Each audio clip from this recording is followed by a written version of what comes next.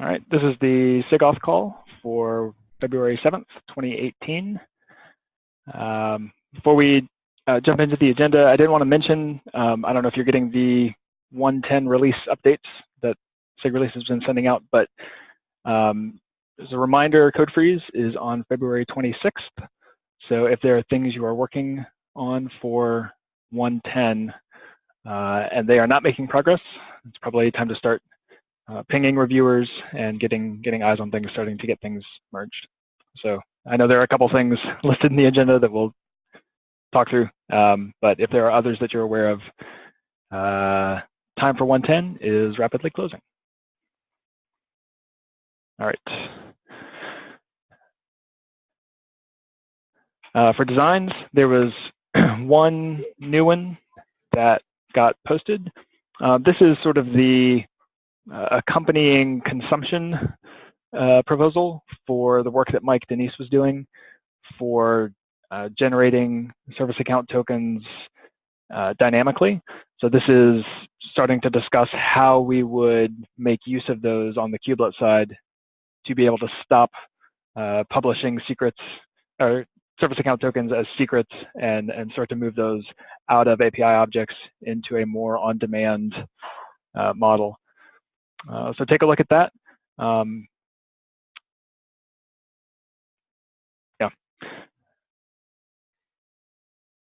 I'm not sure what Clayton's timeline on that was. I know we were hoping to get something, at least in alpha state in 110, but I don't know if we're going to have time for that. But it would be good to get eyes on the direction so that we can start to work out any issues and get implementation in early in 111, if not in 110 in alpha form. All right, and this is I want to be able to inject the stuff we put in the SA token today, the CA for the masters.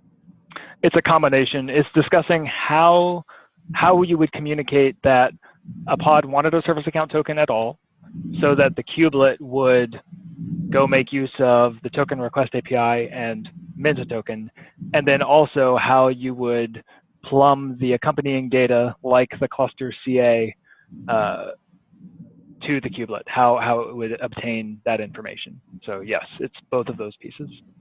Okay. Okay. A couple things got highlighted. These were things that we did want to see in 110.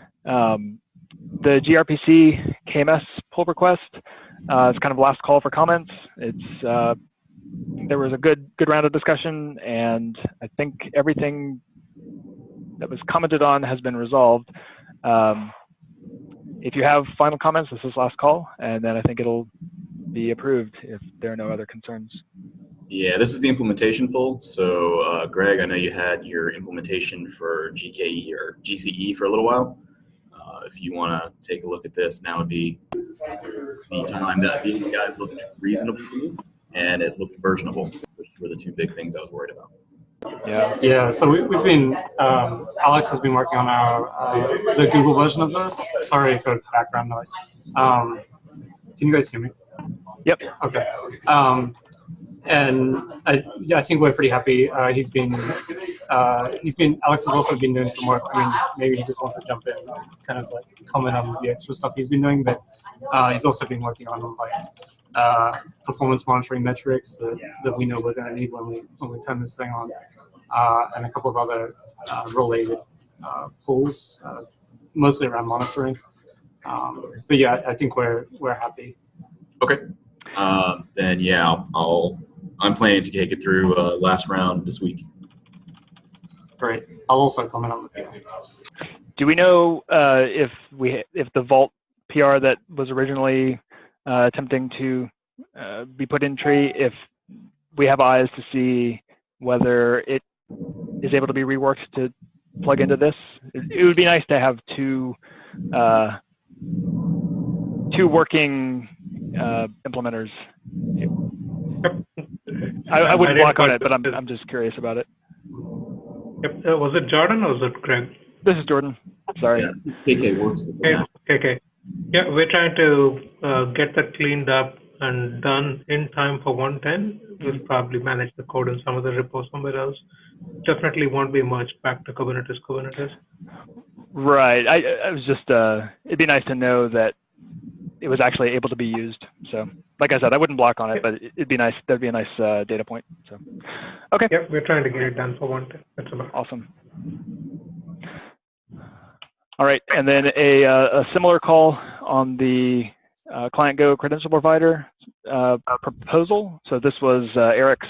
Sorry, this is actually linked to my initial implementation. Everything is red right now because I'm fighting with Basil, but since we aren't going to have, since the next meeting is going to be in 2 weeks, I would recommend anybody who wants to comment on that to comment in a day or two when I figure stuff out with that. But the bulk is there. The sort of the main code paths won't change. I just need to go and fix up a lot of the build failures that I'm hitting right now.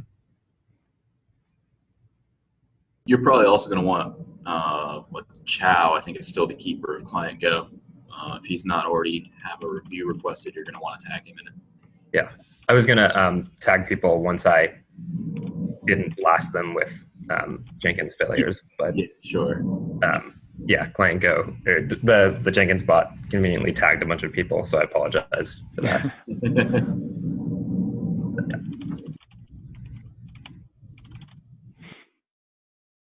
Okay.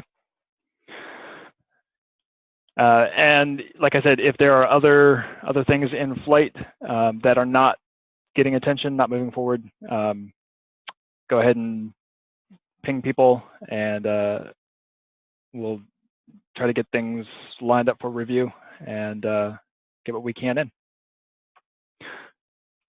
All right.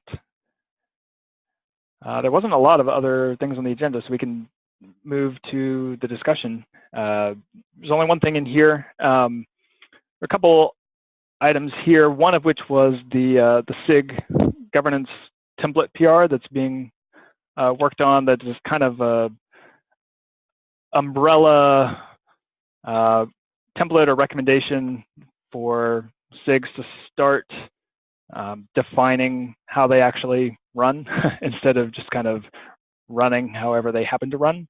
But before we get into talking about that, we actually wanted to, I think David was going to bring up something around the SIG leads for SIG Auth.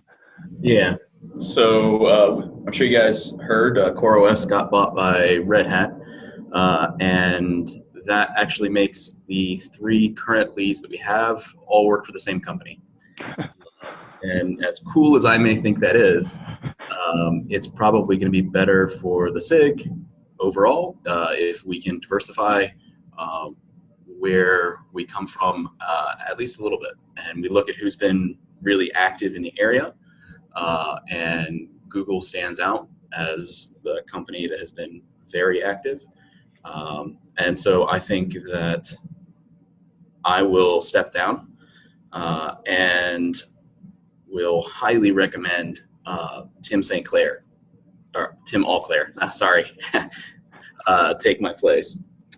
He's been active in the area for quite some time. He has worked on PSP and drove the auditing feature. I've been impressed with his technical judgment, and I think that he will do a great job and give us some diversity on the SIG. So just from a technical expertise point as well, I think Tim brings a lot of knowledge about container and node security, which is helpful to have kind of in more of a SIG lead role. That's kind of a weakness I think that he would bring a lot of strength to. In addition to just the company diversity. So I would strongly second that nomination. Wanted to hear discussion, feedback, but I would be really happy to have him step into that. As the other SIG lead, I would also endorse that nomination. And so Tim, do you want to run away screaming, or or accept with honor now at this point. Yeah, this is it's a big honor to be nominated by all of you, and I'd be happy to step into the role, and you know, do what I can to help move the SIG Auth forward in the areas that we care about. Definitely interested in bringing some of the node security aspects over to SIG Auth a little more, and kind of, I think a lot of those really cross over between the SIG Auth and SIG node. So. Yeah, definitely. One of the SIG Auth is maybe one of the most cross-cutting SIGs, and so having people with strong relationships to SIG API machinery and SIG node is just really essential for making sure that we have visibility and just good communication around the things that we need to do to keep moving our goals forward. One of the other things I wanted to point out too is that this is kind of swapping out a SIG lead to try to get diversity, but this I see as a first step in working through some of the governance stuff that's coming from the steering committee and just being recommended for all the SIGs. And we wanted to get diversity in the SIG leads before we start trying to define governance. It's a little weird to define governance when all the SIG leads work for the same company. So as a first step, we wanted to at least get voices from multiple companies. And the assumption is that as we're working through this, if there are concerns, there's a pretty easy path for escalation, but we hope to avoid that, right? We have been working together for a few years now, working well together, and just want to continue doing that. And all the SIGs are trying to figure this out, right? That's why the template thing is going on upstream, and we're working through it as best as we can, trying to be as open as we can, and make small changes and just do things in a measured way to try to keep everything running smoothly and running well. So if there's feedback, we'll send this out to the list as well. But feedback around the broader discussion, if you haven't looked at the governance template, it's actually a good read. It talks about recognizing that SIGs aren't monolithic. They work on lots of different areas, and different people have expertise and responsibility in those areas. And so one of the things that I think would be helpful to do that's really excellent in that governance template is defining sub-projects and saying, all right, well, SIG Auth, what does SIG Auth do? Well, it does RBAC and ABAC and the node authorizer, but it also does pod security policy and audit and security context stuff on the nodes and kubelet authentication authors. You know, it does all these different things. Who are the people who have worked in those areas if you have questions about them or have suggestions or bugs? And so just getting that stuff documented, if only so that people know who to ask about the various areas, but also to know if you have a suggestion, who should you be running it by? Who's a good person to weigh in on a pull request or a proposal? So I think that's probably practically the most useful thing in that is just laying out the landscape so that you don't have to just magically know who the right person is to talk to. So that I expect that to be ongoing and near term. So look for that. Yeah, I think that's a great idea. I think there's some very kind of obvious like identity authorization kind of breakdowns that we could think about inside SIG Auth, and then some kind of like cutting those based on like node side or control plane side. Also, like maybe we don't want too much fragmentation, but I think there's definitely some sub areas of expertise there where there's obviously some people doing parts of that picture that are the sort of the experts in that area. We could identify those. Yeah, and we've seen some of this with some of the working groups, like the container identity working group and the multi-tenancy working group. And it's a little tricky. Like at some point, you end up just having the same 50 people in 6 meetings a week.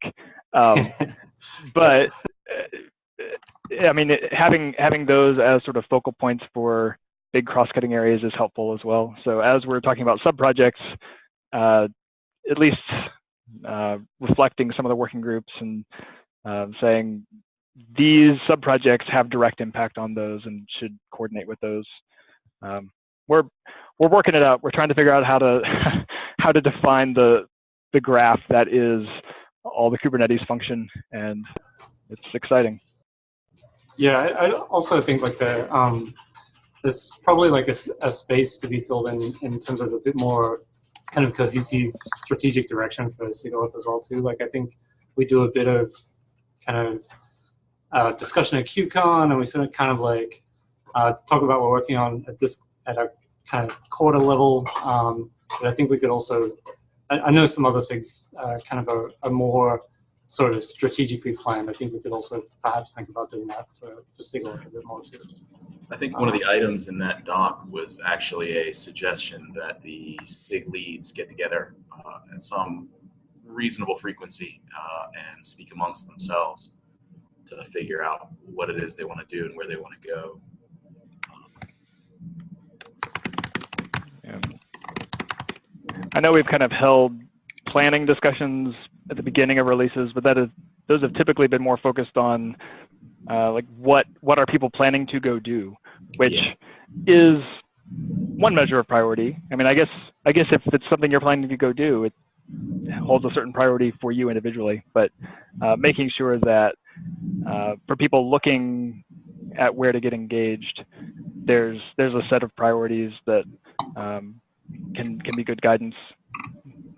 Yeah, I could see like how do we want to push security for Kubernetes forward for like 2018? Kind of like a discussion, right? That is kind of not tied to the exact PRs that we can kind of think we can fit into this release, or kind of individual companies' priorities, but kind of like as a SIG as a whole, kind of what do we want to do in this space kind of for this year? I think that kind of discussion would be useful. Yeah. And again, it's so cross-cutting. It seems like practically half the time things originate in SIG Auth, and half the time things originate in SIG networking or SIG node, and SIG Auth is kind of not reacting to, but kind of chiming in on how that feature in the node or that feature in the network informs or interacts with kind of the security story. So again, good communication across the SIGs is essential here. So I know I've been actually pretty happy with how that's gone, but we can't let up on that. Like stay involved in the other areas that you have interest and expertise in, and bring that back here as well. So as a member of the steering committee, this all seems super above board, and I love how open folks are being about this. I think the default mode for these types of transitions was making sure that we get some continuity of leadership with SIGs, but also in general sort of to some degree lazy consensus amongst members of the SIG. The details of that will be decided upon as part of the SIG charter or the SIG governance. So we don't have that governance in place. We have a template, so we can base that off of that. We don't have a definite idea of members. There's just folks that happen to show up a lot. So that's some of the stuff that over time SIGs are going to have to get a little bit more locked down about. That being said, I don't imagine anybody having strong objections, but if you do, please reach out to the folks here. I think everybody's reasonable. If you're not comfortable with that, then reach out to me or other members of the steering committee. As we sort of stumble our way through trying to get sort of more explicit ways of doing this type of thing. Since you're here, Joe, I do have one comment I'll talk I was not much of a fan of. The idea of having 7 technical leads overall, and it worries me because it feels more committee-like. Wait, where did it say 7 technical leads? It says 2 to 7.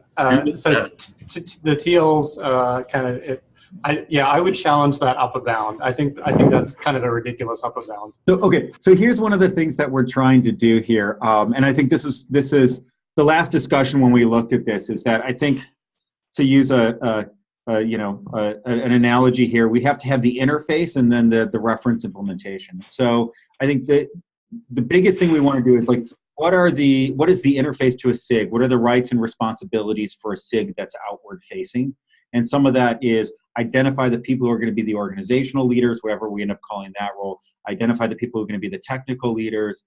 Make sure that there's a fair, process for determining membership and SIG leads and transition. So that's all the stuff that we're going to outline. That and then it's just a reference implementation. So I think number one, feedback on that reference implementation is very much welcome. I think Phil's been curating that doc, so definitely put something in that PR there.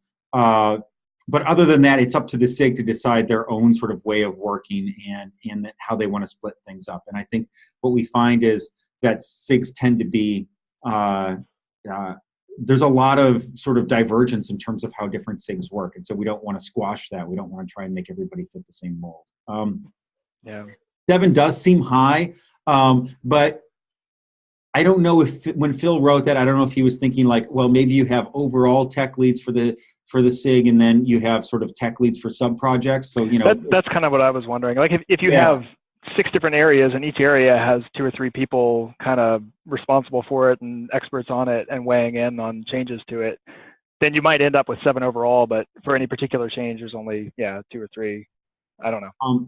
Yeah, one of the other things that I'm not happy about where we're at right now, and I don't have a better solution, is Phil was suggesting that we use mailing lists as the sort of canonical source of truth for, who's in different parts of memberships of the SIG. That is, that's kind of sucks, but using something like files checked in, like owners files or 6.yaml type of things, also is unfortunate because there's no ways to actually start, communicate through that, right? So if you have a members list, that is the canonical set of members or TLs or project leads or whatever we end up calling the different roles, having a mailing list is definitely a critical thing. So yeah, the fact that we're finding ways to try and sort of align code ownership and organizational structure, there's a whole bunch of roadblocks there. So it's kind of work in progress there.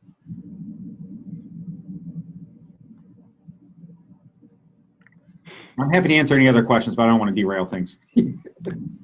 No, I don't think there were really any other pressing things on the agenda, but I will actually go through the recording and kind of take some notes and send this out to the list. I don't normally do that, but for something like this, I would just want to make sure there's good visibility on it and make people aware of it if they didn't happen to join.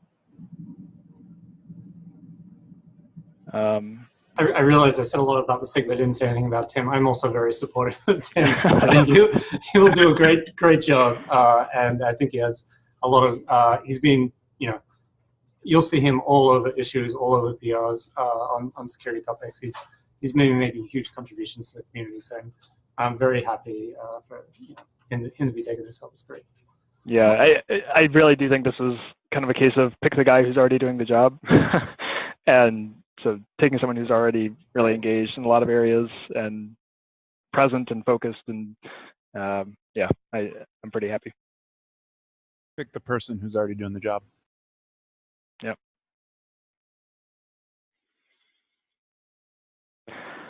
Okay. Well, there was nothing else on the agenda. Are there other things people want to talk about with this, or with other things that were not on the agenda? We ended up with some time today.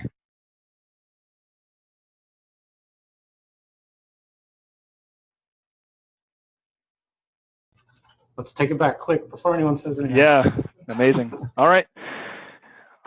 Well, thanks. And I'll write this up and send it out and wrap up 110.